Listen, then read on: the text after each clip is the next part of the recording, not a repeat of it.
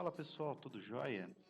Estamos aqui na nossa terceira aula de Photoshop, na escola de Photoshop, e vamos falar um pouquinho hoje do menu superior. Esse menu superior vai ser encontrado aqui na parte de cima, né? São duas barras, na verdade, né? A barra de cima, ela contém algumas informações,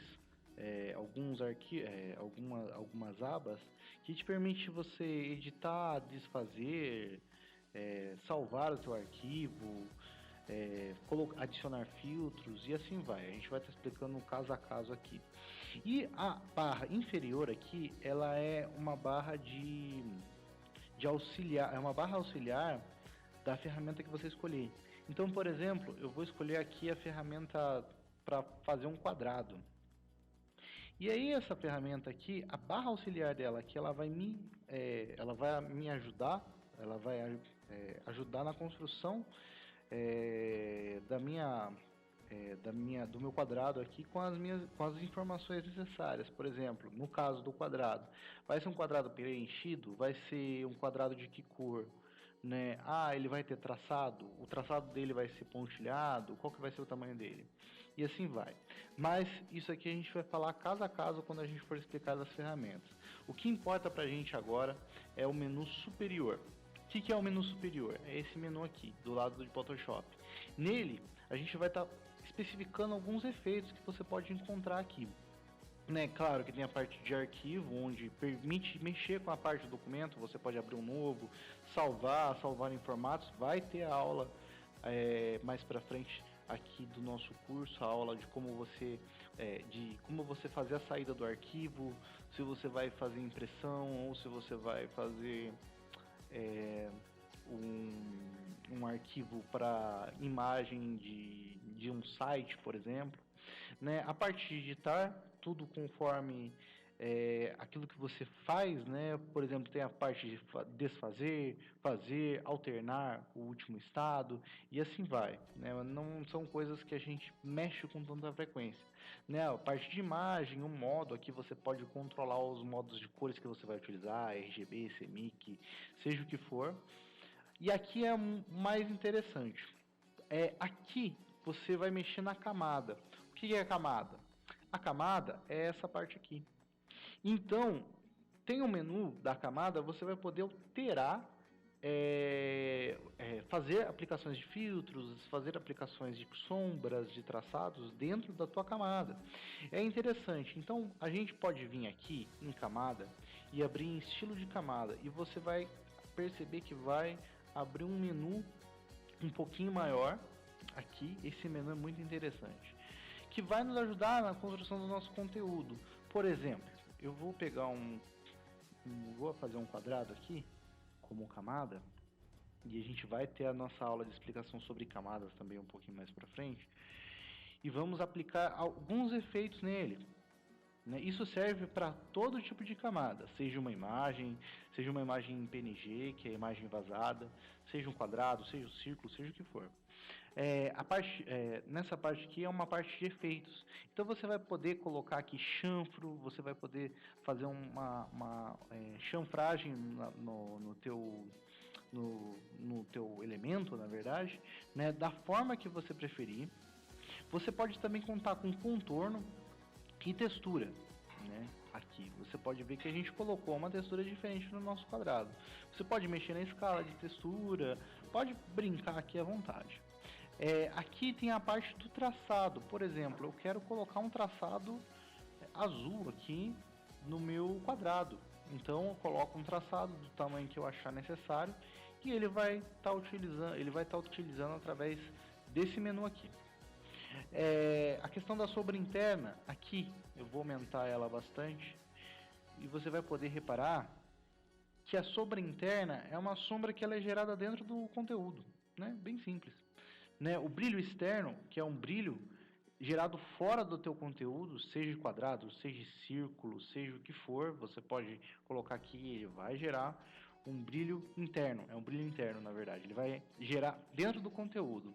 O aceitinado é como se fosse uma cobertura de cor, né? Só que num tom mais aceitinado mesmo, e você pode fazer essa cobertura conforme aquilo que você achar necessário. Sobreposição de cor também, você pode colocar uma cor com modo de mesclagem também. Você pode colocar vermelho, preto, azul, verde, da forma que você preferir. Sobreposição degradê, essa eu utilizo bastante. Que é por exemplo, você precisa fazer um degradê no teu elemento, né? Você pode incluir o degradê. Ah, mas o degradê ele tem que ser mais ou menos da cor aqui que eu estou precisando atrás do background. Beleza, você pode fazer um modo de mesclagem também. Né, sobreexposição padrão. Você pode adicionar um padrão no fundo da tua imagem aqui. Se você colocar em multiplicação, você altera um modo de mesclagem, que a gente vai estar falando um pouco mais do modo de mesclagem mais para frente também, né? Você pode fazer um padrão, colocar um padrão. Esse aqui é um padrão diagonal, mas você pode também colocar um padrão vertical, horizontal, um padrão de bolinha aqui. Você pode mexer na opacidade dele também. E brilho externo e sombra projetada são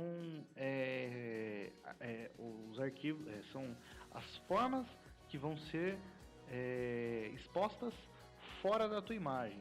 E aqui está um exemplo. O brilho externo, ele vai gerar um brilho aqui, se você puder acompanhar aqui na imagem, um brilho preto, né, fosco, em torno da imagem. E a mudança disso dessa para sombra projetada é que a sombra projetada ela trabalha em grau para facilitar, por exemplo, o teu sombreamento em letra ou formas.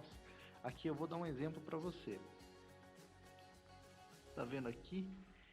E vou aumentar, vou deixar bem forte a sombra aqui e vou cair ela num grau de 145 graus. Olha para você ver. Ela acompanha o grau de 145, mas se eu quiser colocar 87 também, ela vai cair para os 87 graus. E assim vai. Né? Essa é uma parte muito importante, porque quando a gente vai fazer algumas modificações na nossa camada, a gente vai utilizar muito esse menu. Né? E aqui, além disso tudo, tem vários outros tipos de formatações para a camada, mas que ainda não é necessário a gente explicar. A gente vai estar explicando isso no intermediário. Né? Tem a parte de texto, selecionar e o filtro. O filtro é interessante para você, para a gente poder aprender um pouquinho mais sobre algumas coisas que o Photoshop ele oferece. Por exemplo, desfoque. Para quem trabalha com fotografia, o desfoque ele é importantíssimo no Photoshop. Né? Por exemplo, eu quero pegar aqui a minha imagem e eu quero colocar um desfoque. Eu vou tirar uma máscara aqui. Aqui, legal. Eu vou desfocar a minha imagem de cima, você pode ver aqui nas camadas. Eu vou gerar um desfoque gaussiano de 10 pixels. Deixa eu digitar mais fácil. 10 pixels. Você pode ver que modificou a tua imagem, né? E aí o que eu posso fazer? Aqui, claro, no caso aqui eu posso, por exemplo, só para tirar a diferença para vocês, aqui vou puxar uma linha, puxei, e aqui eu vou cortar. Essa parte da imagem é uma parte da imagem que não contém desfoque, e essa aqui é uma que contém. Para quem trabalha com fotografia, isso é essencial. Às vezes você quer fazer um efeito de distância e você tem um noivo ou uma noiva que estão muito próximo da câmera, só que o fundo não desfocou, e você pode utilizar esse efeito. Esse efeito vai ser mais fácil de explicar quando a gente passar na hora de seleção, certo? Mas por enquanto aqui a gente só está falando de filtro. Né? Tem as partes 3D, distorção, estilização, galeria de desfoque, né? Que eu mostrei aqui para vocês, né? Você pode colocar ruídos, renderização, tornar nítida a imagem, trabalhar com alta frequência, deslocamento e assim vai. Tem vários tipos de filtros aqui para você poder adicionar, né? E aqui você pode abrir a galeria de filtros para acompanhar alguns deles em tempo real na tua imagem. Por exemplo, deixa eu deixar menos aqui, porque senão a gente não vai enxergar a nossa imagem. Menor. A nossa imagem é um jaguar. Opa. Aqui. a nossa imagem é um jaguar aqui, né? E aqui você pode adicionar um filtro artístico, por exemplo. Ah, eu quero um filtro de aquarela. Olha que legal o efeito que ficou.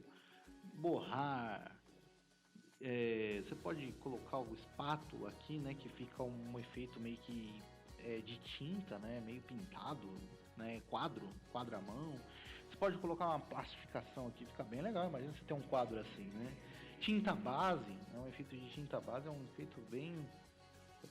Você vai ver aqui, ó, é um efeito bem um pouco mais desfocado, né? Toques de tinta, que é um efeito que dá uma mexida aqui e assim vai. Esses são os filtros básicos, não são são filtros que a gente utiliza em ocasiões pontuais, na verdade, né? E cada filtro ele tem a tua configuração. Por exemplo, eu quero colocar aqui um estilizar não. Um filtro de traço de pincel, por exemplo. Vou escolher... Esse aqui tá muito feio. Vou colocar... esse aqui. Arestas acentuadas. E aí eu posso definir a força da aresta, a largura da aresta, né?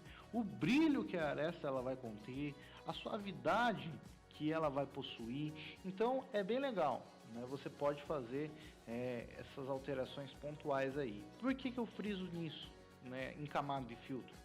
Porque eu acho muito interessante para que você tenha uma noção básica de como o Photoshop ele oferece ferramentas legais, que você pode fazer alterações pontuais na sua imagem, sem às vezes ter muito esforço, né? Porque às vezes você está começando a usar a ferramenta e você quer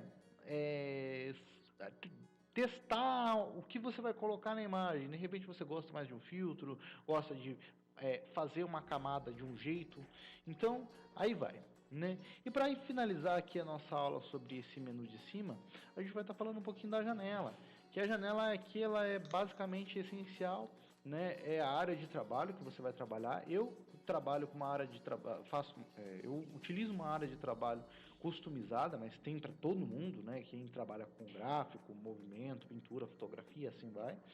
E aqui você pode utilizar ferramentas que não estão aparecendo no nosso background aqui de ferramentas, né? Por exemplo, eu utilizo muito a ferramenta Caractere e ela está aqui no meu menu à direita, né? Porque ela ela mostra toda a configuração de um texto, por exemplo, que eu vou estar fazendo.